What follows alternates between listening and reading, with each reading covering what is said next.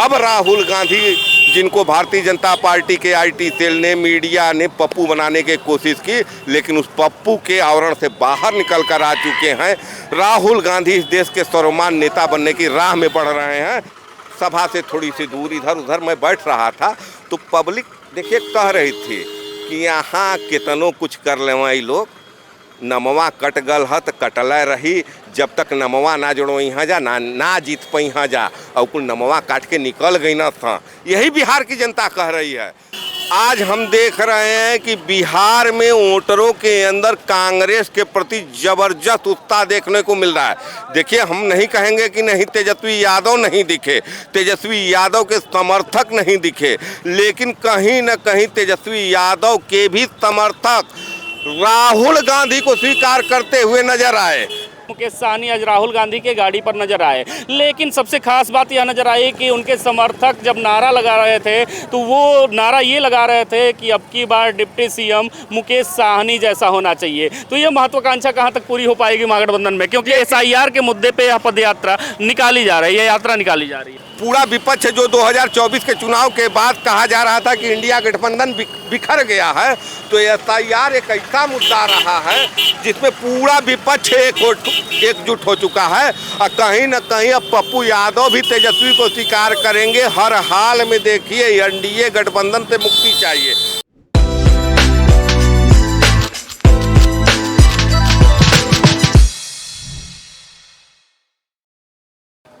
हम लगातार राहुल गांधी के नेतृत्व वाली वोटर अधिकार यात्रा को कवर कर रहे हैं। वोटर अधिकार यात्रा कवर करने के क्रम में आज हमने औरंगाबाद से गया जी तक का सफ़र तय किया। बीच में कई जगहों पर हमने देखा कि तेजस्वी यादव के समर्थक, मुकेश सहनी के समर्थक और राहुल गांधी के समर्थक, या यूँ कहें तो महागठबंधन के पूरे समर्थक जो थे जोशो खरोश में नजर आए। एसआईआर के विरोध में राहुल गांधी के नेतृत्व में यह यात्रा कल से शुरू हुई और आज जो है गया जी में जनसभा हो रहा है। जनसभा स्थल के ठीक बाहर हम लोग खड़े हैं, थोड़ी दूरी पे जनसभा स्थल है। पंकज, आपसे सीधे तौर पे जानना चाहेंगे, सुबह से हम लोग यात्रा देख रहे हैं, यात्रा में क्या कुछ खास नज़र आया आपको?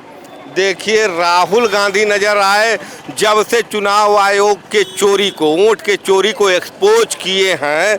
आपने देखा होगा कि 7 अगस्त को जो उनका प्रेस कॉन्फ्रेंस आया था, उसके बाद राहुल गांधी एक नए कलेवर में है। और उस क्रम में 17 तारीख को जो वोट चोरी के खिलाफ वोटर अधिकार यात्रा निकला है, आज हम देख रहे हैं कि बिहार में वोटरों के अंदर कांग्रेस के प्रति जबरदस्त उत्साह देखने को मिल रहा है। देखिए, हम नहीं कहेंगे कि नहीं तेजस्वी यादव नहीं दिखे, तेजस्वी यादव के समर्थक नहीं दिखे, लेकिन कहीं न कहीं तेजस्वी यादव के भी समर्थक राहुल गांधी को स्वीकार करते हुए नजर आए। देखिए, कोई भी गठबंधन होता है उसमें छोटा सहयोगी है कांग्रेस पार्टी, अगर बिहार के परिप्रेक्ष्य में देखा जाए।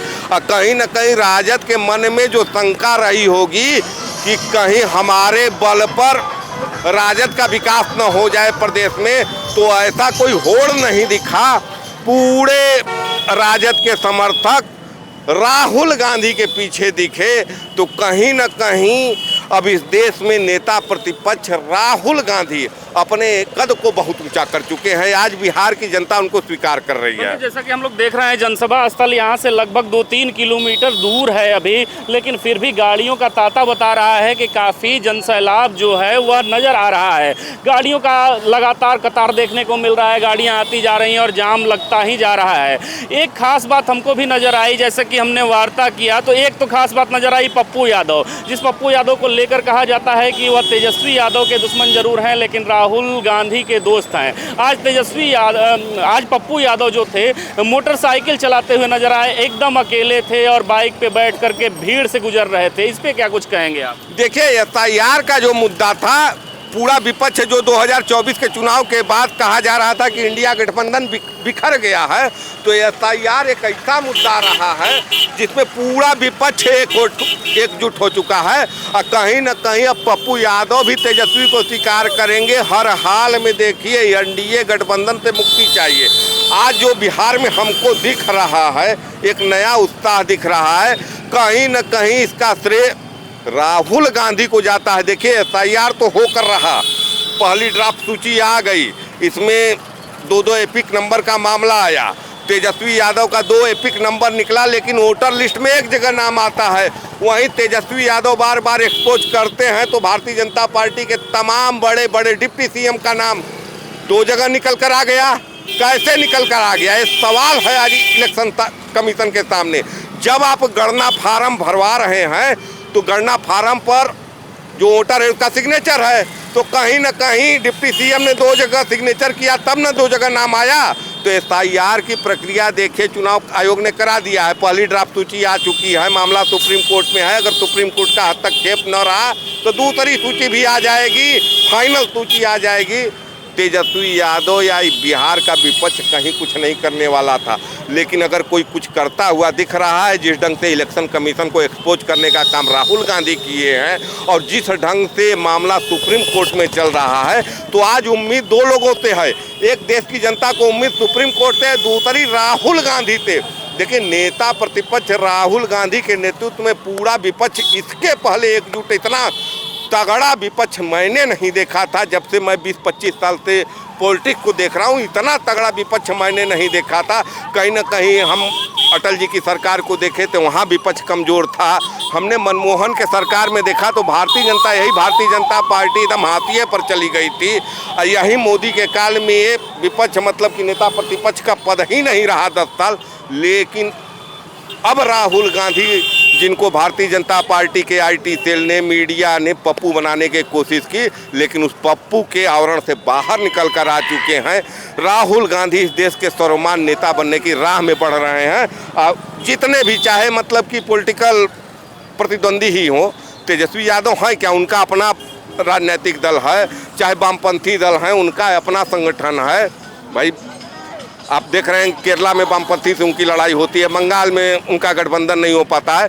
लेकिन जितने भी राजनीतिक प्रतिद्वंदी हैं विपक्ष के, अब सब राहुल को स्वीकार करने लगे हैं। इसमें कोई डाउट नहीं है पंकज, आपने भी देखा, हमने भी देखा कि चाहे महागठबंधन के कोई भी दल हो, चाहे वाम दलों की बात कर लें या इवन VIP की बात करें, मुकेश साहनी की बात करें, मुकेश साहनी आज राहुल गांधी के गाड़ी पर नजर आए। लेकिन सबसे खास बात यह नजर आई कि उनके समर्थक जब नारा लगा रहे थे तो वो नारा ये लगा रहे थे कि अब की बार डिप्टी सीएम मुकेश साहनी जैसा होना चाहिए। तो ये महत्वाकांक्षा कहां तक पूरी हो पाएगी महागठबंधन में, क्योंकि SIR के मुद्दे पे यह पदयात्रा निकाली जा रही है, यात्रा निकाली जा रही है। देखिए विश्वजीत, देखिए अगर महागठबंधन की सरकार बनेगी तब ना महत्वाकांक्षा पूरी होगी। देखिए सबसे बड़ी चुनौती महागठबंधन के सामने है कि जो पूरी SIR की प्रक्रिया है। देखिए यात्रा निकल रहा है, आप देख रहे हैं कि जितने भी चुनाव लड़ने वाले कैंडिडेट हैं उनके अंदर उत्साह है, उनके समर्थकों के अंदर उत्साह है। रोड पर जबरदस्त नज़ारा देखने को मिल रहा है। लेकिन जो इलेक्शन कमीशन का ड्राफ्ट आया है, 65 लाख वोट काट चुके हैं और जो फाइनल सूची आएगी, जो कागज नहीं जमा करेगा उसका भी नाम कटेगा। अगर इस पूरी प्रक्रिया को विपक्ष नहीं रोक पाता है तो कहीं न कहीं ये चुनाव विपक्ष के हाथ से निकल जाएगा। ऐसी स्थिति में डिप्टी सीएम का कोई प्रश्न नहीं उठता है। और देखिए सरकार अगर बन जाती है महागठबंधन की, तो जिस ढंग की समय एकता है, मुझे नहीं लगता है कि डिप्टी सीएम को लेकर भाई सत्ता मिलेगी तो मुकेश साहनी को कॉम्प्रोमाइज़ करना होगा।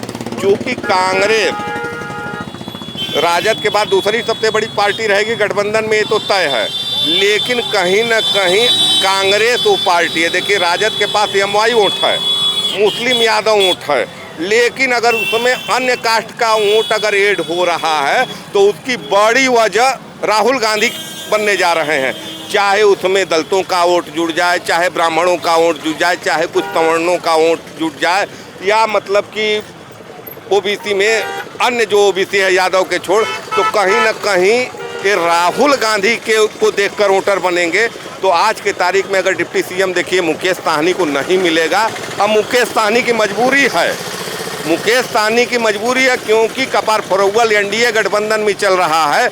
NDA गठबंधन में उनको बहुत ज़्यादा तवज्जो मिल नहीं रही है सीटों को लेकर, तो कहीं ना कहीं अब उनको कॉम्प्रोमाइज़ करना होगा।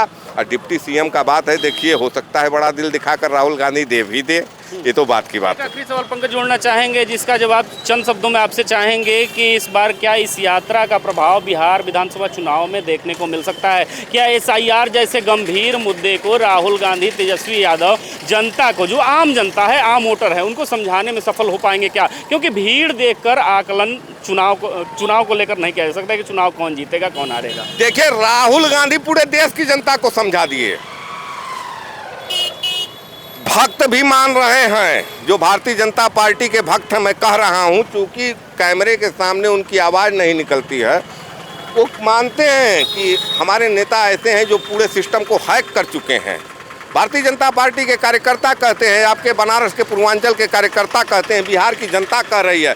आप देखिए, कैमरा लेकर घूम रहे थे, लोगों के बीच में थे, लेकिन मैं सभा से थोड़ी सी दूर इधर उधर मैं बैठ रहा था, तो पब्लिक देखिए कह रही थी कि यहाँ कितनों कुछ कर ले लोग, नमवा कट गल है तो कटले रही, जब तक नमवा ना जोड़ो यहाँ जा ना जीत पाई यहाँ जा, और कुल नमवा काट के निकल गई ना था। यही बिहार की जनता कह रही है।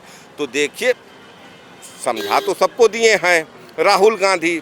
अब सवाल सबसे बड़ा ये है कि क्या इसके पहले 2024 में जिस पर वोटर लिस्ट पर चुनाव हुआ था लोकसभा का, वो वोटर लिस्ट रहेगा या एसआईआर के बाद जो नई वोटर लिस्ट बनी है? इसमें देखिए, इतना कम समय है ना कि विपक्ष चाह कर, अरे बड़े बड़े नेताओं का, आप बीणा देवी सांसद हैं उनका निकाल ली, एक मेयर का आप निकाल दिए, आप डिप्टी सीएम का निकाल दिए, सबका दो दो जगह नाम है।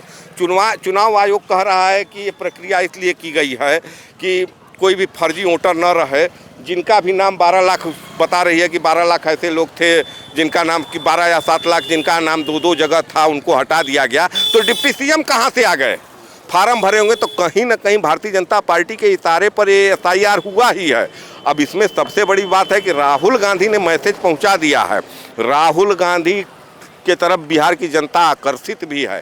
बिहार ही नहीं, मैं कहूँगा पूरे देश की जनता आकर्षित है। लेकिन बड़ा सवाल ये है कि एक कितने वोटों का मार्जिन है, कितने वोटों का मार्जिन है। चुनाव देखिए, महागठबंधन बहुत ही तगड़ा लड़ने जा रहा है। अगर उनके वोट काटे गए हैं तब भी, अगर उनके वोट बरकरार हो जाते हैं, सुप्रीम कोर्ट से एसआईआर को रद्द कर दिया जाता है, तो बिहार में महागठबंधन की सरकार मुझे बनती हुई दिख रही है, स्पष्ट दिख रही है, बहुत प्रचंड बहुमत के साथ बनती हुई दिख रही है। राहुल गांधी एसआईआर के मुद्दे को जनता के बीच पहुंचा चुके हैं, लेकिन कटे हुए वोटों का कहीं ना कहीं असर चुनाव में देखने को मिलेगा।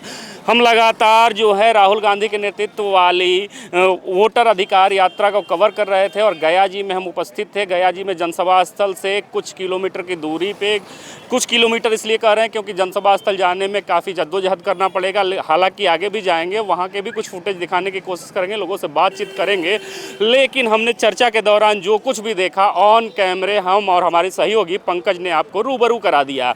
अब जवाब आपको देना है कि राहुल गांधी की जो वोटर अधिकार यात्रा निकल रही है, यह बिहार विधानसभा चुनाव 2025 में कितना कारगर साबित होगी। आप भी जवाब जरूर दीजिएगा।